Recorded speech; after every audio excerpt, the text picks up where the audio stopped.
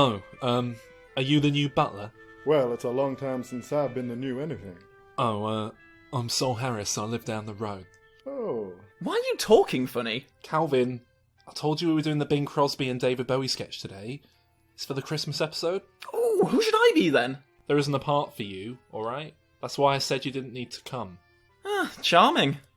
Well, boys, shall we get on with the sketch? Yeah, where were we? Sir Percival lets me borrow his films when he's not around. Oh, I could be Sir Percival. Sir Percival isn't in it! This isn't fair. You should make a character for me. Alan, what do you think? Who's Alan? Oh, for God's sake. Yeah, he won't break character. He actually thinks he is Bing Crosby. He's been working as a lounge singer for the last 3 weeks. Ba-ba-ba-bum. Ugh, fine, I'm leaving. Do your stupid sketch. I'll do my own. Okay, let's get back to it. You ready? After you, my boy. Sir Percival lets me borrow his films when he's not around. He's not around, is he? I can honestly say I haven't seen him. But come on in, come in. You're not the bit player from Barnsley, are you? Gee, news sure travels fast, doesn't it? I'm Bing. No, you're supposed to say you're Alan. We've changed the script so it's about us. It's a parody, get it? But I'm Bing. Okay, never mind. We'll fix it in post. Right, pleased to meet you. You're the one that hosts the film podcast, right? Right or wrong, I do it either way. Oh, well, I host a film podcast too. Oh. Greetings, Master Soul. Oh no. That's right. If you can be a character, so can I. I don't think Master Soul appreciates us, R2. Beep, beep, boop, boop, beep. Yes, we seem to be made to suffer. It's our lot in life. C-3PO isn't even anything to do with Christmas. Hello, Star Wars Holiday Special. Ah, shit, yeah, okay, I'll have to give you that one. Well now, a man made of gold. Are you going my way? Look, we're keeping this simple, okay? I get to do my Bowie impression, we make jokes about Alan being old, and we set up the film we're doing for our Christmas special. Beedly whoop. Yes, R2, it is indeed true that at times like this we wish we were more than just mechanical beings and were really alive so that we could share your feelings with you. I'm dreaming of a white Christmas. Alright, forget it. Forget the sketches, forget having any fun with it. Merry bloody Christmas. It may be a Merry Christmas for you, but personally, I've seen better ones. Well, aren't you a couple of swells? I don't know why I bother. You two are impossible to work with. Sometimes I wish I'd never been born. Ah, like in It's a Wonderful Life? Boom! Play the theme tune.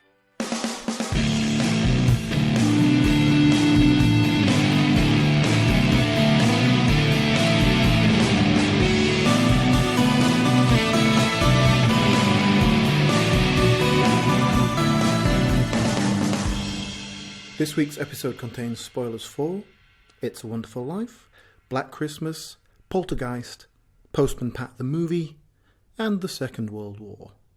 Enjoy. Hello and welcome to the show, Diminishing Returns, in which we talk about a film and then pitch our own ideas for the sequel that we would like to see. I'm Sol. I'm Calvin. Ho, ho, ho! Merry Christmas! Yes, it's Christmas! Ah! And we're all huddled together for warmth. By the fire. Sharing body heat. There's some lovely warm chestnuts roasting on there. That's nice, giving off a nice odour. I might have to take off this woolly jumper with a reindeer face on it. I don't know about you guys. What else happens at Christmas?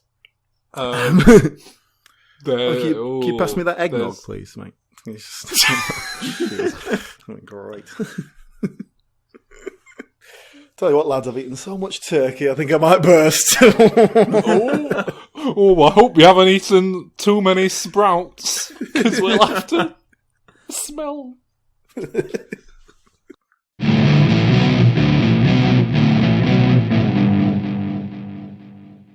So, today we are talking about It's a Wonderful Life, and should we put our cards on the table right away and sort of say how we feel about the film, where we came to the film? Do one of you guys want to start? You can't not like It's a Wonderful Life, can you? Wait, what? Really? Oh, here we go. No, I really like it. It seems to be completely ends with like Alan's persona, outlook on life, just general sensibility. Well, yeah, I got a few issues with it, but ultimately, I think it's a great film. It's really watchable, and it's one of those films where you really have to let yourself go with it and let yourself get into the schmaltziness of it. But if you can do that, and ultimately, I don't think it particularly chimes with my life choices, which you'll find comes back in my pitch, but it does still make for a very enjoyable, sort of heartwarming watch. So, do we even need to recap the plot of It's a Wonderful Life? I mean, surely everyone has seen this film at some point, right? Or well, it might be worth noting here something I took from watching it again, that the famous bit of It's a Wonderful Life, the bit that everyone knows and the bit that's been parodied it's the last so 20 times, minutes. Is the bit where what's life like if I was never born, and it is really the last 20 minutes, and I was I guess I haven't seen it for a while, but I was surprised by that, because that's the bit that you think of as It's a Wonderful Life. It's actually a very small part of it, and actually, in my opinion, is not very well explored or developed, because it's just him running around in a panic, and so you don't get him like interacting with people very much. Which I did read apparently in the source novel in the book. Or Clarence gives him these brushes, and he goes around as a travelling salesman, and so that gives him a reason to be in the town, and nobody knows him, and gives him a chance to interact with everyone, and like sells his mother some brushes and whatever. Which I think is a nice idea, and it would give much more of an examination of that, of him actually exploring this world and seeing things, rather than just running around going, "Oh, well, what's going on, Ernie? Don't you remember me?" It is understandable why people have the reactions to him that they do at the end, where he's like just running up to them garbled and like, "Remember me? We went to school together. Mary, we were married," and everyone's just looking horrified at him, and quite rightly as well. But before we get there, which is, I mean, that's like the last, 20 minutes of the film? Before that, we basically have about a good hour and a half of the life story of George Bailey. The life story of George Bailey. And this is all for the benefit of the angel, Clarence, who is supposedly being sent to stop George Bailey from committing suicide. Well, it starts when he's a child. It starts when he's 12 years old. And it did make me think, like, this really is the American dream, isn't it? Like, it's 12-year-old, he's working. He's got a job, and then when he makes a minor error, the owner beats him physically to the point where his ear starts bleeding. It's like, what a beautiful life this is. It is a wonderful life, isn't it? but the idea is that he stops the druggist from committing a heinous error that would result in someone else getting killed. And then the other sort of major one is that he saves his brother from drowning, and in the process goes deaf in one ear. Yeah, so that's the setup when he's a kid, isn't it? And then and it sets up his father as well, and it sets up the conflict with Potter. Yes, Mr. Potter. And then it's very briskly, I guess, that we get to George Bailey in adulthood, where he's played by James Stewart, of course. The thing that really stuck out to me about George Bailey in this film, and maybe it's just because I probably watch this film every year, but it's mostly, when wrapping presents, or it's on in the background when family are around, or something like that, so don't often pay that much attention to it. This is the first time in a while that I've properly sat down and really, paid attention the whole way through, and I think George Bailey was a lot less earnest, and he is put upon, but I don't think James Stewart, he still plays the role with a level of sort of resentment of the things that are happening to him. I agree. I think this is the one of the strengths of the film is the depth of the character and the performance from James Stewart. Yeah. I think is really good. Exactly. Because you've seen a million films where the main character is just like unrealistically selfless and just a good person. Yeah, exactly. And I mean, like you say, he's quite a realistic, well-drawn character in that regard. And you understand all the reasons why he does these things. Yeah. And and it is building up to this idea that he gets to a point where he feels like he wants to kill himself. That's not an easy thing to do in a kind of heartwarming, light-hearted comedy. Like, the film does have edge, which I think is why it works ultimately, and it gets away with the saccharine sweet elements that it comes along with it. But even the things like falling in love and getting married, he almost does reluctantly. It's George Bailey's attitude that caused the global financial crisis in 2008. So is he giving too much credit? Is that the problem? Yeah, just lending out money to anyone who couldn't pay it back, regardless of their income or situation. No. He knows everyone in Bedford Falls personally. He knows whether or not they're good for the money. Knows, it turns out that most people he knows are. they're not good for it, but he doesn't want them to be like homeless or anything, and that's. Another thing I saw is that Peter Bailey can't afford to send his sons to college, right? That's part of the problem. That's why George can't go to school. He has to stay and run the business, and then his brother can go instead. So he can't afford to just send his sons off to school. But he owns a bank. He's got quite a middle-class kind of job. He's got staff. They have a housemaid. He's got servants. Yeah, exactly. He must be doing all right. So how come he hasn't got this sort of these savings, this extra money? It's because he gives out mortgages that people don't pay. That's why he hasn't got any money. And George also says, when he's like worried about not being able to go to school, he says, "Oh, most of my friends have already finished college." So all his friends who are from the town have been to college and back. So their parents could afford to send their kids to college because they weren't paying their mortgages. So I think Peter Bailey's a bit of a mug, to be honest. I think he's getting taken for a ride by the whole town. You know, I think you're right, actually. There's only so much sort of selfless goodwill nature that a man can have before it tips over into just gullible stupidity. And Peter Bailey, shows that.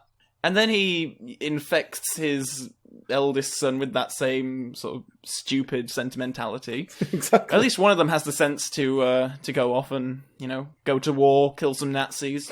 Brilliant. What I liked about the war bits, this is a little montage. It was like, oh yeah, the cab driver went and served here, the policeman went and served here. It's like, isn't it good how none of the locals, that colourful characters that we've got to know, were killed or seriously injured in this war, so that we can just get right back to it. Everyone had a good war. They could have at least crippled one of them or something, Well, yeah, I mean, that would at least have, and especially in 1946, would have had a bit more pathos to it. Like one of them's, has to go around in a wheelchair, but then they rally around and help him and build him a special house or whatever. Well, Mr. Potter's in a wheelchair, That was probably the First World War.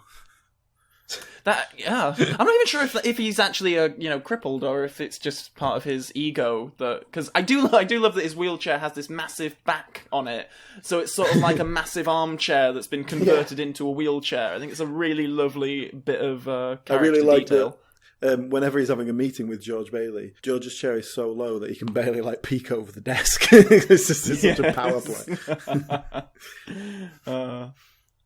It's quite remarkable that they got away with some of this. I don't know if you watched one of the older making of documentaries on this. I think it's from the late 80s, early 90s. It's hosted by Tom Bosley, who was in Murder, She Wrote. He was the sheriff in the first few seasons of that. And it's a proper I know we made fun of the Bing Crosby, David Bowie Christmas thing in the opening, but it sort of reminded me of that. It's like Tom Bosley in this really ugly Christmas jumper by a roaring fireplace saying, when James Stewart was contacted by Frank Capra it's a lot of that. But there was one bit that he talked about, which was the production code, which was quite a thing in the 1940s in movies, where the production code would censor certain bits here and there, and they were sort of talking about things that they had to censor. They had to censor the use of the word jerk, which is quite surprising. I can understand that.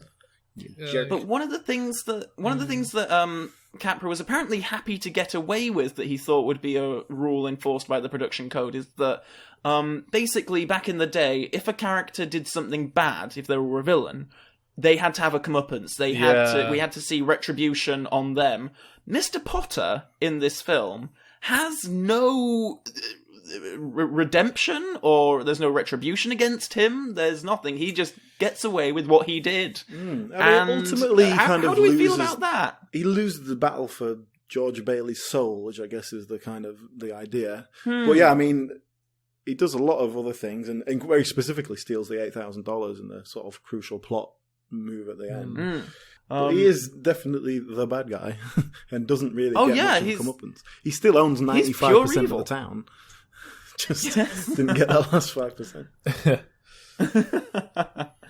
I just thought that was quite an odd thing for the director to be pleased with, and yet, I don't know, it felt odd. It felt odd that we don't have him driving past in the last scene and sort of shaking his fist. Like, damn that George Bailey, and then his car crashes or something. Like, I'm surprised that there isn't that in there somewhere. Fair enough if you're trying to make the point that, you know, like, life isn't all mapped out and everything doesn't necessarily happen for a reason, but the film's It's a Wonderful Life, and the whole point is about how his life has purpose and him being there is important. So it kind of is counter to the film's central theme, I suppose, that he doesn't have a comeuppance now that you mention it. Do you know what else wasn't allowed in the production code?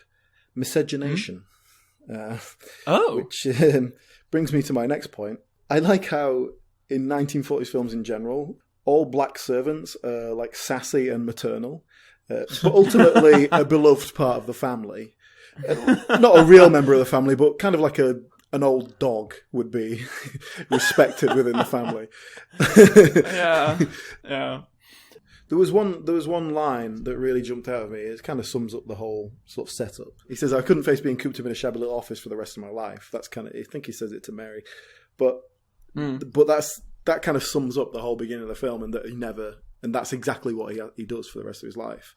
That's and that's what made me stuck out to me, because this is painted as a heartwarming tale, but that is a tragic end, really, because at the end, all that happens is he's in exactly the same position where he didn't want to be, but he's got shown something that is worse, and so it makes him feel like this is okay now. And it's kind of like, but it's still not what he wanted.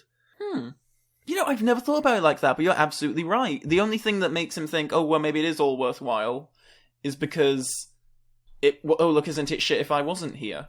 But bear in mind that this film was made immediately after the war, where a load of people had just been given a glimpse of a very different life than the one they had. Yeah.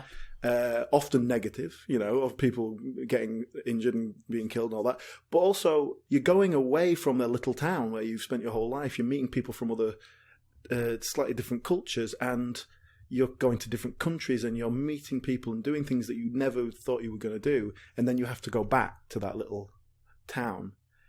I think that's very telling in this film. I think that's what this film is working on, really. And James Stewart served in the war at a very high level. Yeah. And this was his first film that he came back to. Wow.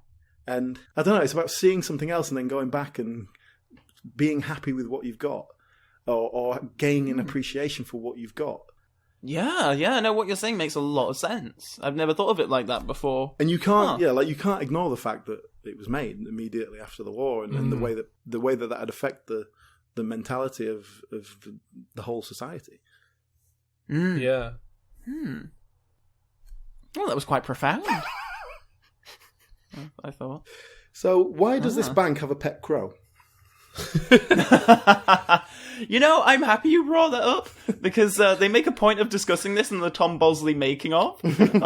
Apparently, that was like Frank Capra's, like, Hitchcock had a cameo in all of his films. Apparently, Frank Capra's thing was that he had to have that raven in everything. Now, I haven't seen any other Frank Capra film in a while, so I can't verify if it is in fact in all of them, but Tom Bosley made the claim that it is. So that's why the crow is in there, even though it is so random. Yeah, I mean, later on there's a squirrel runs up. Is there? Yeah, when Uncle Billy is in his office, it might even be after he's lost the money and he's sort of panicking, and a squirrel just sort of like runs up his arm. It's just no explanation for it. I never noticed that. Huh.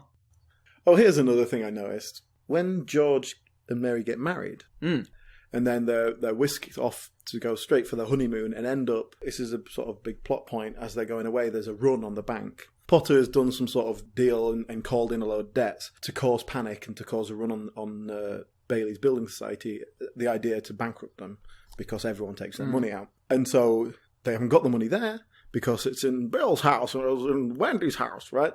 So... and so he uses the money that he has for his honeymoon to pay off people, and also gives a big communist speech about helping each other out and only taking as much as you need. So that's kind of a huge plot point. But what struck me is that whole scene is that they're just coming back from the wedding. They're coming straight from the wedding to go on the honeymoon and going to the bank. And Uncle Billy's there just working his normal day at the bank, and he's like, "Oh, I wish I could have made the wedding." Well, you can't close a bank for like a little family-run bank that everyone in the town is at the wedding anyway, so because they all know him. So you couldn't close the bank? Like, at least close it for a couple of hours, go and see his ceremony. I just didn't that seem weird? I think it was just because they needed to have the bank open so that they could then not close it. You know what I mean? Some of those people were very anxious about their money. There was that one guy who wanted his $220 to close his account, and it's a Bill's house and Fred's house. Get that put on the commie blacklist of the 1950s. Exactly. Can we talk a little bit about the communist undertones of this? Because it is. I forgot about all of that, but yeah, pretty strong, really. It is. Definitely Potter is capitalism, and we're very much anti-Potter. I guess the metaphor kind of falls down because in most sort of communist parables or whatever, there's normally some kind of dictator at the lead, and George Bailey is not that dictator, is he? He's not exactly. What struck me, I don't think it's communist propaganda. I think it's socialist propaganda, because it's about taking care of those in need and helping out when it's needed. It's not really about everyone's gets the same, or everyone finds their place. There's definitely elements of that. But socialism isn't quite as extreme. So that's what I think it's about, which is equally unpopular in America, frankly. So it's still surprising that it's that it does so well. And yet this film is incredibly popular over there. I think it's played every year, doesn't it?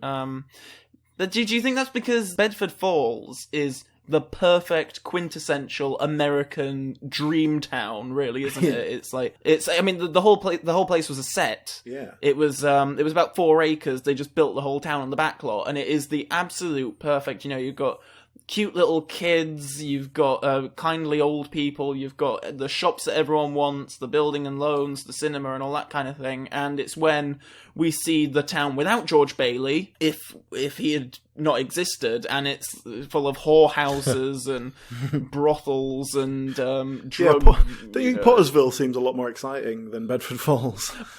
Pottersville, when George Bailey's running through Pottersville, I was sort of thinking, like, you know, you could still have fun here for a couple of hours before you go back. Like, might as well make the most of it. It's, you know. Clarence mentions that there's no money in heaven. So heaven's communist as well. Just so you know. Yeah. Money is just a greedy, terrible invention of Mr. Potter, and that's it. And yet, despite talk of communism and of George Bailey's life ultimately being a sad tale of not necessarily getting what you want in life, the film is still incredibly heartwarming and sweet. You can't sit through the ending and not at least get a tear in your eye, even if it is overblown sentimentality. I mean, I was going to agree until you went that far. Yeah, I mean, I don't tear up that easily. No, you know what about the very ending? The very ending when George Bailey has realised that his life has been worth living and whatever. He runs back home, and all the townspeople have been rallied, and they donate all the money to cover the missing $8,000 that Mr. Potter stole, which means that George Bailey does not have to go to prison. And it's all very happy, and everyone's like singing, and all the townspeople are coming in, even the bank people who are going to arrest him are coming in and being like, oh yes, here's your $20 and whatever. And then it's all fine, but then, oh, wait a minute, George's brother turns up, and he just comes in fresh off the boat from the army and raises the toast to George, and that is just one step too far for me. It's just too sort of like, oh, did you really have to bring him back just to be that cherry on top? Oh, isn't this lovely? Look, all his family's there. You know, talking about this now, it's like, it occurred to me that, yeah, because George isn't alive, he couldn't save his brother, so his brother's dead. Because his brother's dead, he couldn't have become a war hero. Wouldn't it have been great if we'd have come back to Bedford Falls and it just had, like, swastikas everywhere, and they lost World War II because George Bailey didn't live. I'm having a whole other pitch ideas now. I need to rethink what I'm going to pitch to you guys in a few minutes.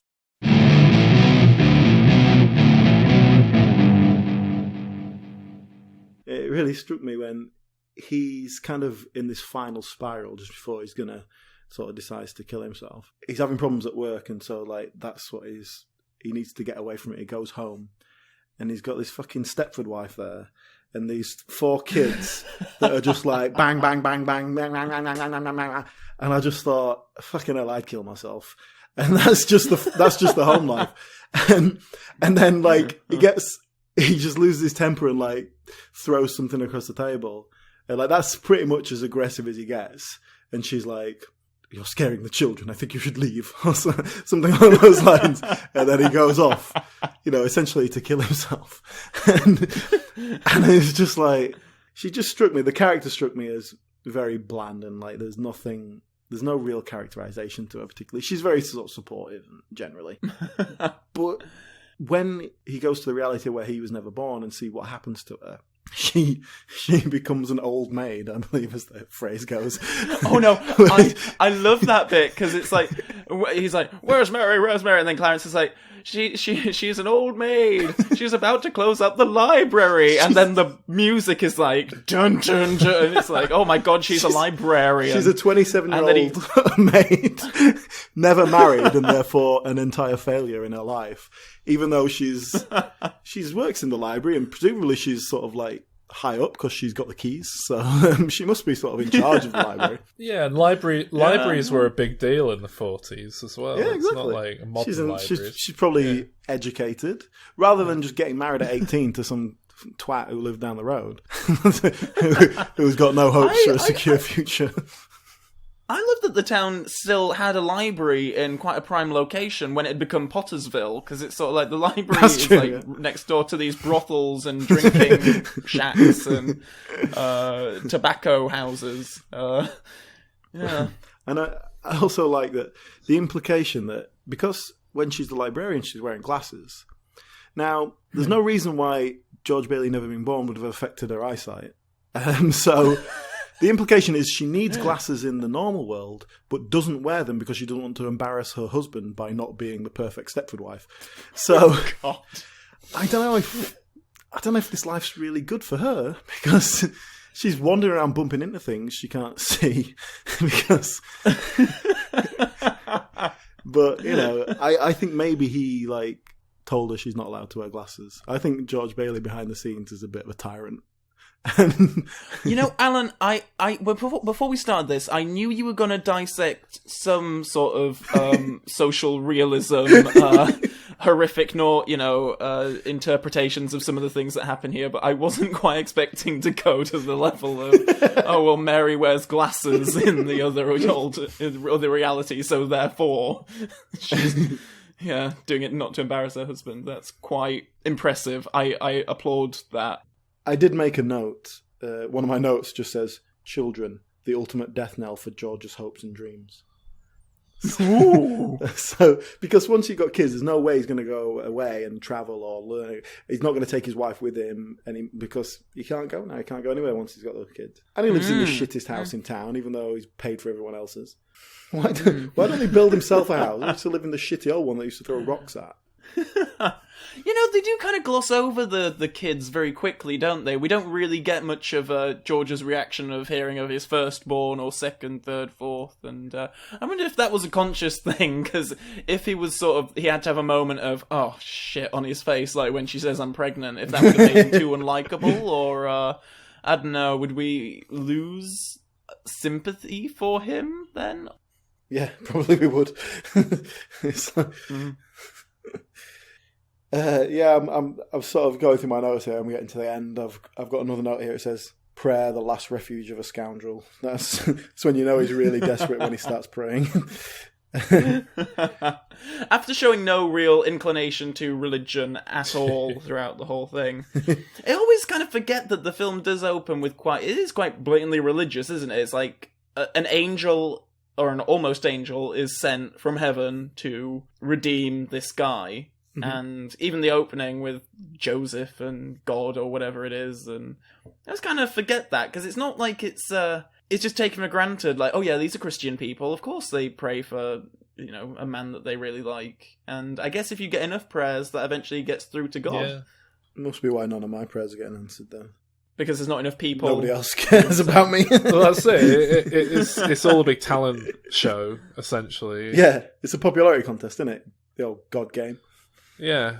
If you are like one of the most vulnerable people with no support structure and no friends and no family, then God doesn't care either.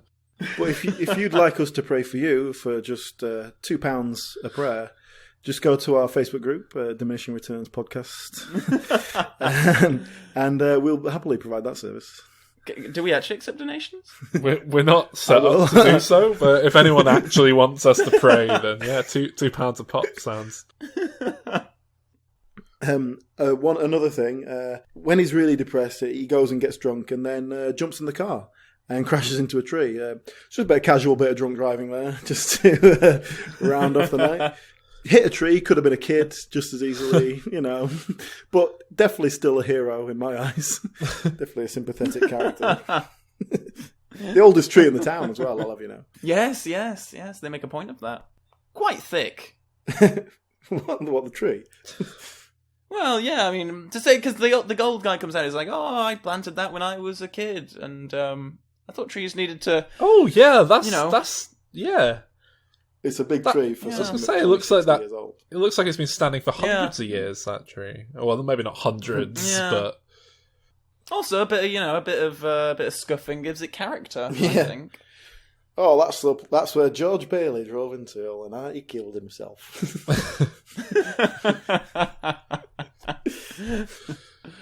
So, I've got a couple of other disturbing implications of the world of It's a Wonderful Life. Oh God, there's more. Right, when he's in his I Was Never Born life, he goes to where Bailey Park was. That's the little housing estate that he built and put his own name on it because he's a very humble man. So he built all these houses and everyone lives there. Now, he goes to find it in the alternate life and obviously it's not there. But what is there is a cemetery, including the grave of his brother, who died long before Bailey Park was known. So that means that in the world where George Bailey lived, they built their housing estate on a cemetery. So perhaps that's how they could afford to build... An ancient Indian burial ground. Yeah, exactly. Maybe that's why it's affordable housing, because they just bought up this land that was the community cemetery. Like, what happened to all the bodies and the gravestones? They never moved the bodies. They only moved the tombstones. Does that not disturb you as well? It would explain why he's seemingly got something of a curse on him. Well, I mean, how many people die in the 30 years that George Bailey didn't live for? All these people might have died as a result of the war. Well, no, because his brother's there, who died in 1919, well before Bailey Park was established. You both live in London now. The whole city's built on top of corpses. Every time they try and put a new tube line in, the machines get all tangled up in plague victim bones. My point is not that there might be an ancient curse on it. My point is rather he bought the town cemetery and then just built some houses on it. But yet he's still loved by the community, even though they had to dig their grandma up. Well, perhaps we can explain some of this by suggesting that everything that happens with Clarence is in the sort of fevered, drunken imagination of George Bailey. Well, as his brain shuts down. Yeah, exactly. Because all we know is he gets drunk, he gets in a car, crashes, he's just been punched by someone, and then he jumps into the river. And so he's half frozen to death as well. Everything else, like, we could easily read the film as being in his head, other than the fact that Clarence is dropped in earlier on to set him up. How would you explain the Tom Sawyer book at the end? But that's probably, he saw that earlier, his friend, he bought it in a second-hand store and it just had that in it. Mm. Or a friend gave him it or something. And so subconsciously that seeped into his dream and so it's created this Clarence character. Because the Tom Sawyer book is not relevant at all. So it's literally there just to give him a kind of, it wasn't a dream sort of ending. Yeah, that's true. So perhaps that could explain some of the more troubling implications. Anyway, the film ends on a happy note. Alan, I defy you to find something negative in Clarence the Angel getting his wings. Okay, I'll have a go. As we know, or as Clarence tells us, every time a bell rings, an angel gets its wings. Mm-hmm. Now, yes. I think this has some quite disturbing consequences, because it either means that the giving out of wings is done on a completely arbitrary basis, just depending on the use of bells by people. In which case, why is Clarence working so hard to get his when it's just wait for some bells to ring? Or the other possibility is that the amount of bells that get rung is completely dictated by the heavenly powers to suit their wing-giving needs, which does imply that all human activity is dictated and we have no free will. God. So, what do you think of that? Oh, God. How is our Christmas episode more depressing than our Halloween episode? I think we've had more lightness in the Black Christmas episode. Never mind, It's a Wonderful Life. You've really beaten us down over this show, Alan. Should we open some presents to cheer ourselves back up? Ooh, yes, I think that's a good that'd be idea. lovely. Saul, do you want to explain why you sent me and Alan gifts? Because it's Christmas. Oh! What do you mean Alan, sent? You mean he just handed them to us right now? Yeah. Oh, yes. Oh, right, yes. Oh, I'm feeling the wrapping Real paper. presents. Yes. Sol has given us presents. So Sol, I didn't get you I feel anything. terrible. I feel didn't get really you bad. anything. Oh, Yeah. no. Well, that's... Didn't we agree we wouldn't get each other? We wouldn't get anything for each other this year because No, we didn't. Oh, Right, so Calvin, you open yours first. Okay. Alan, put yours down. should we mention the wrapping paper? You can if you want. What have you got, Alan? Frozen. I got the Snow Queen. Oh. I thought I was special, Sol. I thought I got the special wrapping paper, but I guess not. So, okay. Calvin, you're do you have any guesses as to what your present is? I think it's going to be some kind of action figure. Oh, you're not wrong. It feels like that plasticky bit on front and the cardboard on the back. Yeah, see, I know that you're a big fan of the Transformers franchise, Calvin. Oh! And I I saw this new Transformers toy that looked like it might be quite limited edition, quite quite rare. So I thought I'd snap it up for you. Ooh, can I open it? Yeah. Ooh. Oh, this is so much fun.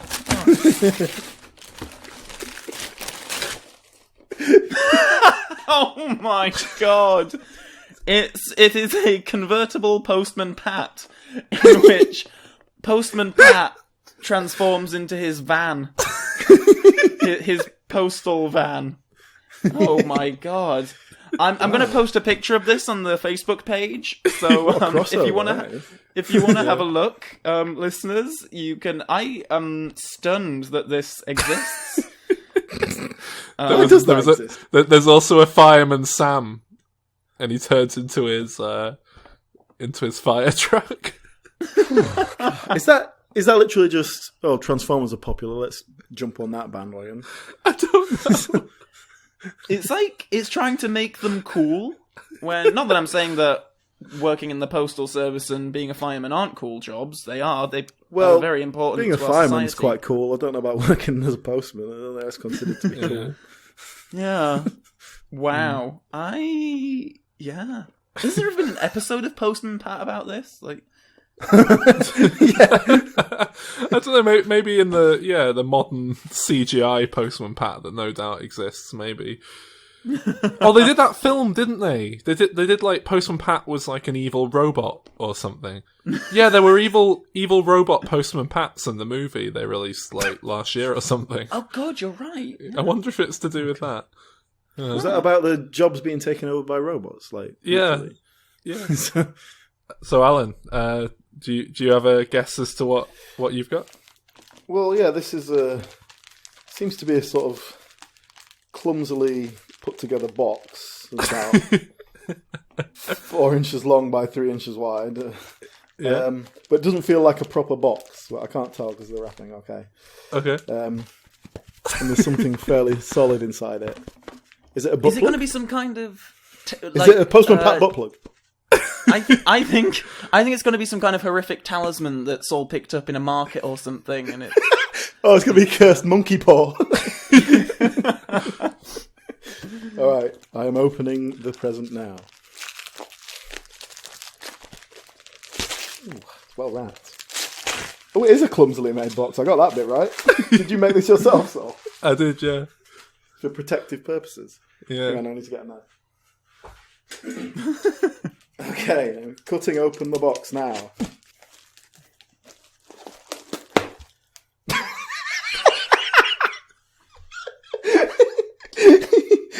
What is it? What is it? Is it something with its form? Is it cats? It's a piece of coal. You've been a very naughty boy, Alan. Oh, I have been a naughty boy. Oh. I'm impressed that you managed to actually find coal. Like, where do you buy it? Just a single piece. He probably just ran down the road and picked it up. He does live in the north. Did you run after the coal truck? Oh, does this mean I've been the good one then? I've been nice. Are your fingers all grubby now, Alan? No, I didn't pick it up. I just opened the box. No, you can use that to stay warm for a few minutes tonight. I'm sure your current accommodation's very cold. It is actually. But I'm gonna keep it as my lucky coal. I'll put it on a necklace. Good. That was lovely. Thank you, Sol. Yes, thank you, Sol. I appreciate the gesture. I do genuinely feel bad now that you did not have a present to open, but perhaps next year we can do some sort of secret Santa. Oh, yeah. Perhaps Santa will bring you something on Christmas Day. Oh. Of course, the postal service won't. Yeah, too busy transforming into bloody robots. Just another piece of trivia, which and it's to do with the reason why It's a Wonderful Life became such a beloved hit, because its original box office release, it didn't do particularly well, but then due to some sort of clerical error, the rights to it weren't properly protected, and it meant that anyone could get a copy of it, could play it. Yeah. And so TV networks did it, and they showed it every Christmas because it was free, and this is why it got shown every year, and it became a big sort of family favourite. Everyone watched it on TV. I think that's interesting, and I do think that's true, because it's a bit too widespread a story and too easily checked, if you know what I mean. Like you can, there's a paper trail there, so that's why it's on TV every year now. Now it's tradition, but back then it was because it was free. Huh. So it could have just been a forgotten little piece of Americana. Huh, that's very interesting. So, gentlemen, we've thought of our ideas for potential sequels to It's a Wonderful Life. Yeah. Shall we jump right in? All right, and Calvin, why don't you give us your pitch? Thank you, I will. Whilst we roast some chestnuts over here. Yeah. Do you want to pull this cracker with me, Sol? Yeah, I do. Oh, there we go. You got the hat. Tell us the joke, will you? So I don't have a title for this, so you can help me think up one. It's not really a sequel; it's more of a remake, slightly influenced by an awful lot. Because we're at Christmas time now, we're at December, and this time of year we all reflect on how our year's been. And 2016 has been quite a politically charged year, I think. So we open this film on the evening of June the 24th, 2016. We're in London, and yes, the day after the UK leaving the EU referendum. Yes, that day. And we hear the prayers of people around London. We hear, "I owe everything to David Cameron. Help him, dear Father. Jesus, Joseph, and Mary, help my friend Mr. Cameron. I love him, dear Lord. Watch over him tonight. Please, God, please bring Daddy back." Then we go to the heavens, and is that the one that you left in the pub? Oh, he's such a twat. Then we go to the heavens, and we have, "Hello, Joseph. Trouble? Looks like we'll have to send someone down. A lot of people asking for help for a David Cameron. Ah, yes, we must send someone. Whose turn is it to go and answer prayers this time?" "Well, that's just it," Joseph replies. "It's Margaret's turn again." "Oh, yes, she hasn't got her wings yet, has she? Well, better send for her." She hasn't had much time to get them yet. And then a little star comes along and joins the other ones. "Hello." That was my Margaret Thatcher impression. I thought that was your impression of the Sorting Hat from the Harry Potter. Yes, Leslie Phillips. Oh, they are very similar, aren't they? It work on my repertoire. Okay, so yes, God and Joseph have summoned Margaret Thatcher to go and help save David Cameron from suicide.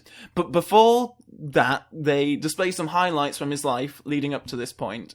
I wrote this and then sort of looked back to see when Margaret Thatcher actually died. It turns out she died a lot more recently than what I thought. She's been dead since 2013. Not that many, not that much in it, but she hasn't got her wings yet anywhere. So that's all we need to know. So over the course of the next hour, we follow young David Cameron. She cured of her dementia. Oh yeah. All that disappears when you become an angel. Over the course of the next hour, though maybe it would be added comedy if she did have dementia throughout the thing. Anyway, classic bit of dementia comedy.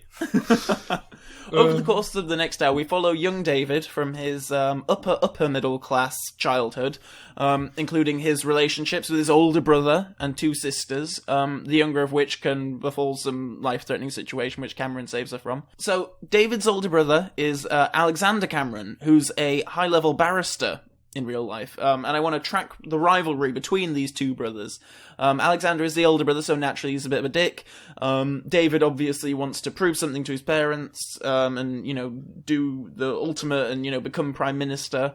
We see some of his university days, where he puts his penis inside a severed pig's head, to the amusement of his chums, but deep down, he's dying a bit, and we see that it's all really because he just wants people to love him.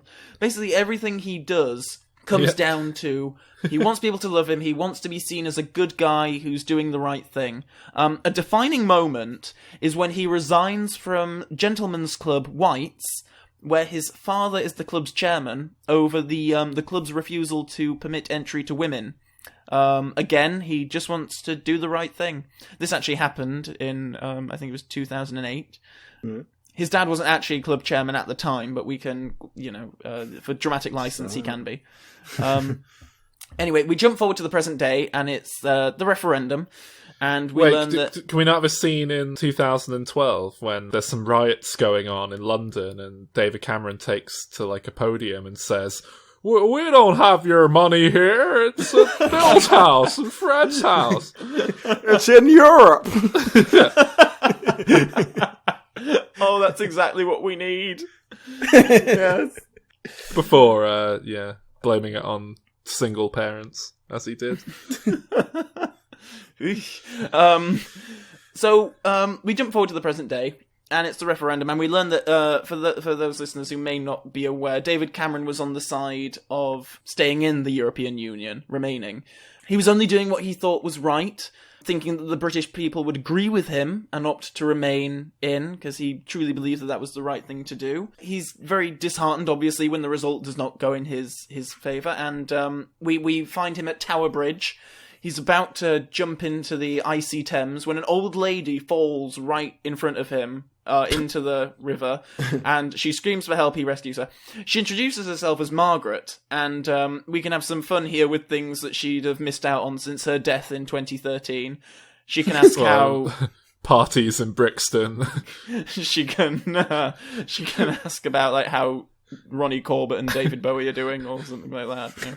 Now, this is the part, obviously, where David wishes that he was never born, and we see that wish come true. Firstly, Margaret takes him to see a gay couple. They're having to make do with a civil partnership. They can't get married because David Cameron was not Prime Minister, so no one pushed through equal marriage. The gay couple are very disheartened. They feel that their love is not worth the same as the heterosexual couples. So David feels a little bit better about this. So next, we see the adverse effect that would have been had on Syria had he not been Prime Minister. David lets Margaret know that he's not sure this is a good example, as he was all for stronger British military action in Syria, and he was voted down by the opposition party.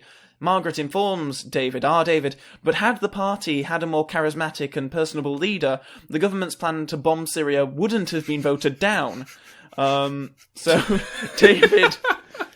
David argues the validity of this, especially since Barack Obama's relatively weak foreign policy has arguably created something of a power void in the Middle East that Vladimir Putin is stepping into, which wouldn't be good for anyone in the long run, but Margaret presses on regardless. It's around here that You've been reading The Guardian again, Calvin. It's around about here that I get a little bit lost, because I had to Google sort of things that David Cameron did that were good.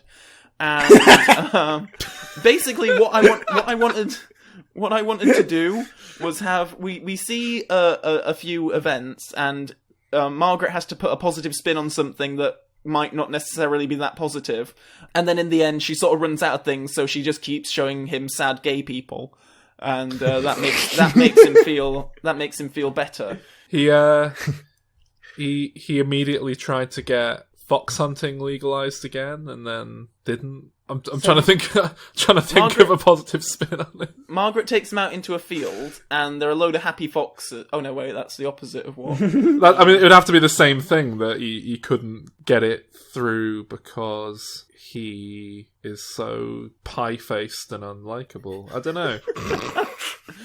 Huh. The Scots voted to stay part of the UK whilst he was in power. I guess he could try and take credit for that. Yeah. Okay, yeah, she takes him up to Scotland, and even though he's indirectly set in motion the actions for them to almost certainly leave now. We can put he can point that out to Margaret, and she'll be like, "Oh well, all good things are fleeting, and at least we got an extra year or two out of it, eh?" Anyway, she succeeds.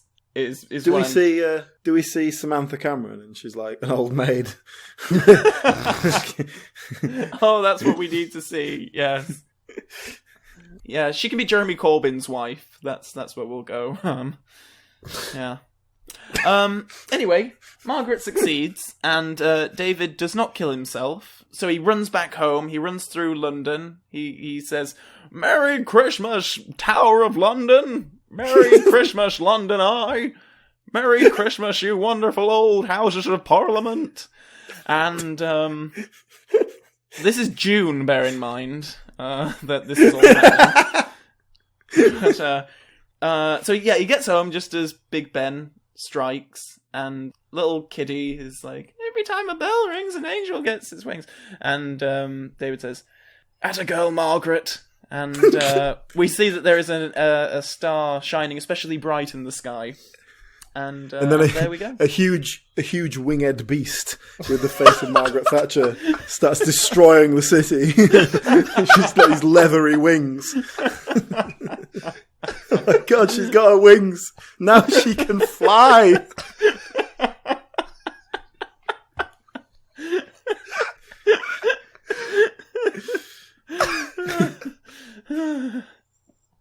All right, shall I go? Yes. Alan, your turn. Okay, so establish I enjoyed the film. It's a nice, heartwarming film, but I do kind of fundamentally disagree with its underlying message. The central tenet of it seems to be like, be happy with what you've got, stop asking questions, know your place, which is obviously the founding stone of all major religions, which is designed to oppress the masses, as we know. So I don't really like that. I also disagree with the idea that you can cure depression by going, oh, well, things could be worse, which is also kind of the message, because he just sees something that's worse and therefore is happy with his shitty life.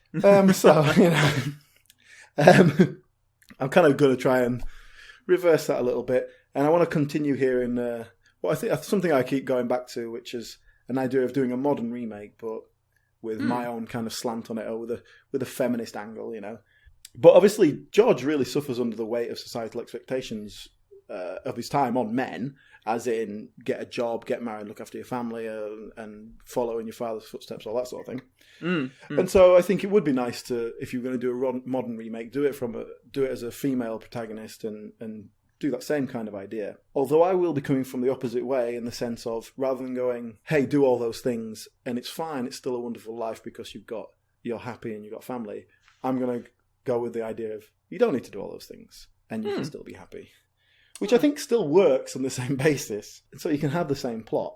Now, I'm not going on full-on details of this woman's life story or anything. I don't worry too much about that. We'll just give the basic outline. So you get a principal character. She'd be like about 40 years old. Let's call her Emma. Call her Emma, just for the sake of giving her a name. And we get a little bit of a biographical history, as we do in It's a Wonderful Life.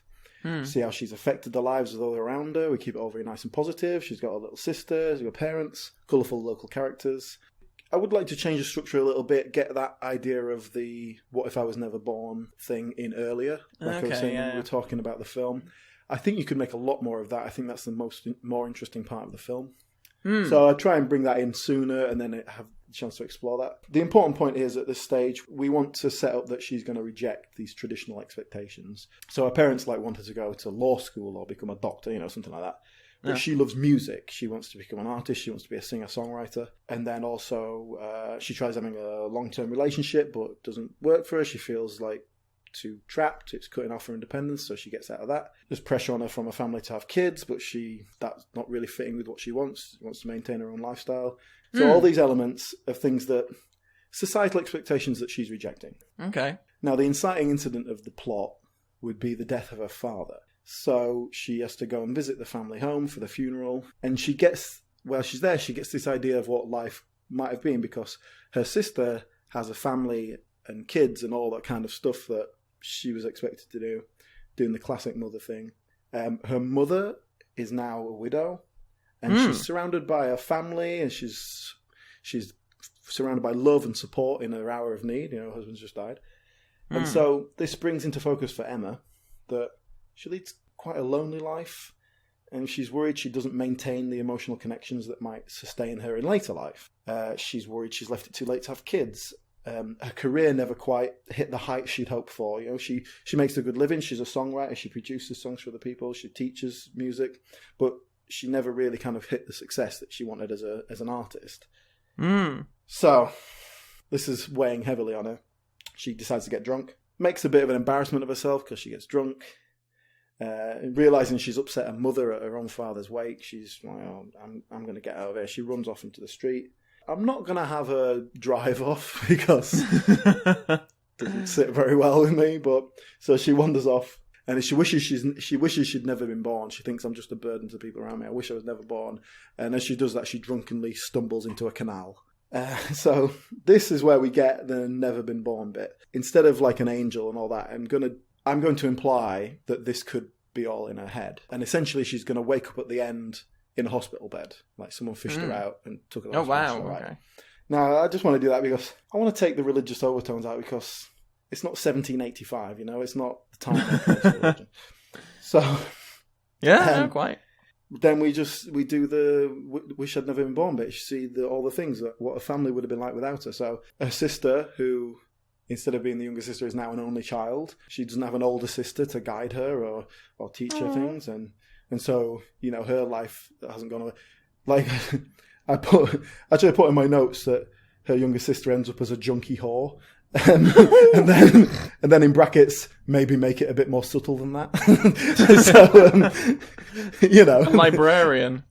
You don't necessarily, yeah. Oh, yeah. She can be a librarian, which, as we know, is a failure. But more importantly than that, rather than looking at the negatives, we see the other people that she's helped. And so people she's taught and encouraged in music, and people who have become great artists with her help. The friends who have been changed by her input. Aww. The many consequences of the relationships we have in life, big and small. And in fact, we see that by not isolating herself to, say, one long-term relationship and sacrificing something of her other relationships, she's actually managed to spread her love with a wider net. She's touched more people and influenced more lives than most people do. So remember, no person is a failure who has friends. Aww. So that's it. I just wanted to kind of, I like to spread a bit of propaganda about the benefits of rejecting social norms. So there you go. A bit more of that for you. Well, that was nice. And without Vince Vaughn this time. I'm sure I could shoehorn him in somewhere. Well, that was quite, sobering. So I've gone for a direct sequel, picking up immediately after the end of It's a Wonderful Life. Jimmy Stewart just going about his life, but becoming increasingly more arrogant as he realises that he is actually pretty bloody important. Everyone around him relies on him. This is James Stewart as George Bailey, right? This is Yes, James yeah, Stewart sorry, in real yeah, life. it's not a meta, yeah. So yeah, George Bailey, becoming increasingly arrogant and increasingly resentful of the people around him, causing him trouble in life, particularly those that he perceives to be living worthless lives. Like who? Mr. Martini? Who's living this? There must be a homeless man in Bedford Falls, like just some alcoholic tramp. Yeah. like a beloved, heartwarming tramp. So this continues, and he's a deeply troubled man. He's a deeply unhappy man, and they didn't really address the root of the problem. They put a plaster on it essentially, but it carries on till next Christmas when it manifests once again, and he's so unhappy with just feelings that everyone else is getting away with doing nothing with their lives and no one is as worthwhile as he is. And he goes to kill himself once more, and Clarence appears because he's sick of it. He's sick of it. He's going to go kill everybody else. Wow. Clarence appears and's like, you can't kill yourself. Like, that's going to completely bugger up my promotion. They'll take my wings away. And he says to Clarence, well, give me the power to see what you can see, to see the world without the, anyone. Because I don't buy the idea that everyone has value. I think some of these people are, causing more trouble than worth. They're not helping out. Their lives don't have value in the same way that mine does, as you've shown to me. And I need to see that everyone has value. Clarence doesn't want to give him that power, but he doesn't want to lose his wings, so he eventually relents and gives Jimmy Stewart the power to see the world without other people having been born. And so Jimmy Stewart goes out and begins judging his enemies, and those that he perceives to be unworthy of life, he sort of silently dispatches, kind of like Dexter. So it's something of a spiritual continuation of the likes of Black Christmas, Calvin, even though this would have been made earlier because the first film was in the 40s. But yeah, slasher film, he kills everyone. Do we get to see the consequences of his actions? Like, as people start dying, does it affect the town? Yeah.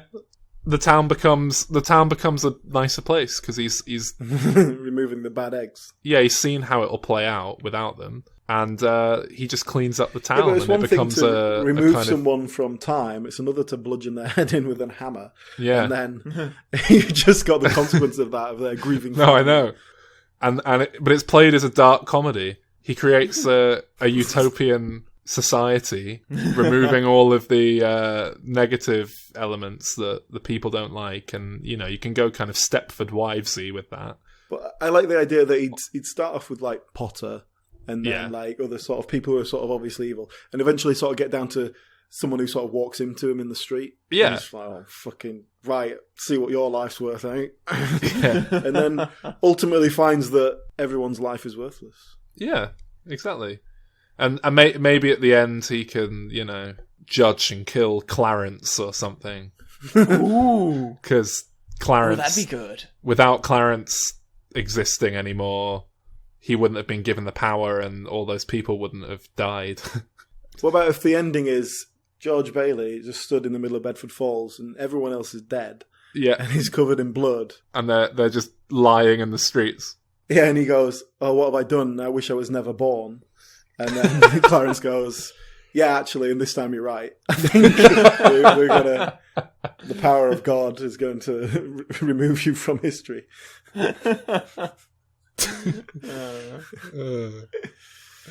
Yeah.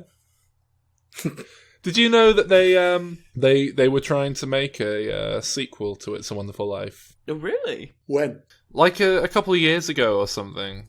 Has it been remade? It's the sort of thing that I imagine got like remade as a TV movie a couple I of times. believe Orson Welles was in some sort of TV movie. Oof. Like As who? I'm gonna guess Potter, but that's a stab in the dark. Oh. That would make sense. Yeah, Orson Welles as Mr. Potter in 1977 TV movie remake It Happened One Christmas. Oh. But yeah, apparently there was a sequel like being knocked around and gearing up to go into production a couple of years ago that was completely unauthorized, unofficial, and they were making the argument that It's a Wonderful Life is in the public domain. And then Paramount were like, no, it isn't. And that was the end of it. I'm just reading up on this It Happened on Christmas remake.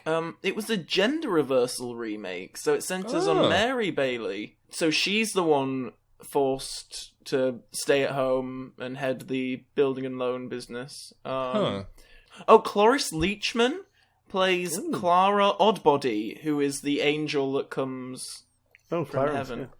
And Christopher Guest is in it as Harry Bailey, and that's the only other name I know. Huh. Well, not so secret after all.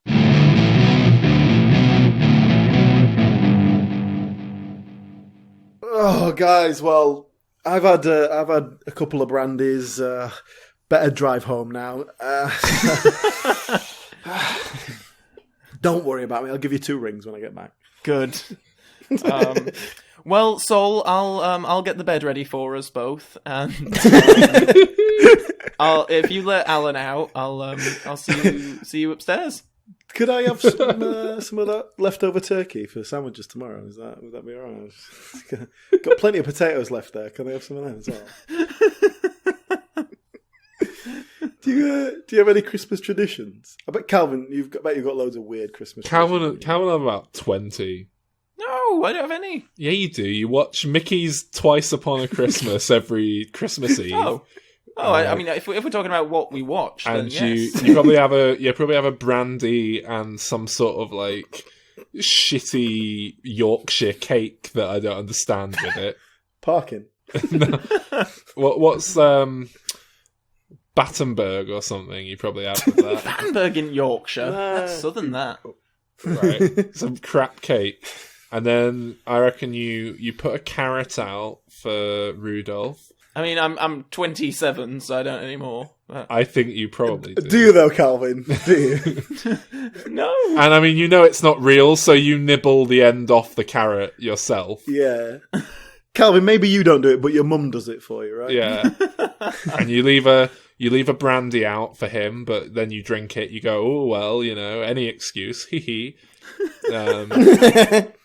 Calvin, how many times over the festive period do you go, oh, well, it's Christmas, it doesn't count, I'll have another? I mean, a lot, but this year I'm much more conscious about my weight, so I'll be trying not to do that. Maybe unless it's another half an hour on the treadmill.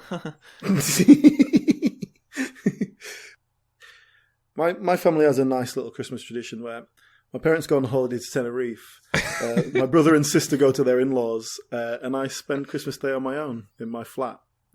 Did you have to again? That's the end of the end point. Yeah. All right, goodbye. Thanks for listening.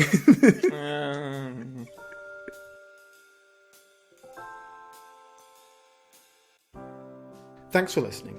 We hope you all have a good time over Christmas. And make sure you use that extra time off work to catch up on the back catalogue of Diminishing Returns, which you can find on SoundCloud or YouTube. And of course, you can talk to us directly at facebook.com/Diminishing Returns podcast. What's your favourite Christmas film? See you next week.